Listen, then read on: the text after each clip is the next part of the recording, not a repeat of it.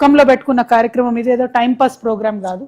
ఎందుకోసం అంటే ప్రభుత్వంలో ఉన్నటువంటి పెద్దలు, ముఖ్యంగా మైన్ శాఖ మంత్రిగా ఉన్నటువంటి ఉప ముఖ్యమంత్రి గారు బట్టి గారు మొన్ననే నైనీలో కుంభకోణం చేద్దామని కాంగ్రెస్ ప్రభుత్వం ప్రయత్నం చేసింది. మనందరం ఎదురు తిరిగే వరకు సచ్చినట్టు తోక ముడిచి ఆ కుంభకోణాన్ని క్యాన్సిల్ చేసుకోవాల్సిన పరిస్థితి వచ్చింది.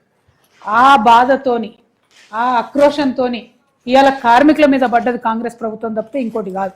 నైనీలో మేము కోట్లు దోసుకుందామంటే వీళ్ళు అడ్డం పడ్డరు ఏంది అని చెప్పి 13,000 మంది కార్మికులు ఎక్కువ ఉన్నారని బట్టి విక్రమార్క గారు అసెంబ్లీ సాక్షిగా ప్రకటించడం అన్నది నిజంగా సిగ్గుచేటు. అంటే మీకు సింగరేణి మీద ఏమాత్రం అవగాహన లేదు, ప్రేమ లేదు, ఏమాత్రం కూడా సింగరేణి సంస్థను కాపాడాలి, ముందుకు తీసుకోవాలన్న ఆలోచన లేదన్నది స్పష్టంగా అర్థమవుతున్నది.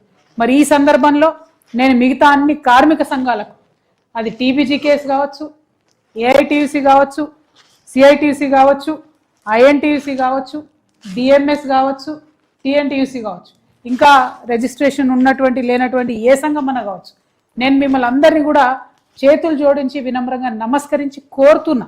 ఎందుకంటే ఏ పార్టీలో ఉన్నా ట్రేడ్ యూనియన్ వాళ్ళ పద్ధతి వేరే రకంగా ఉండాలి.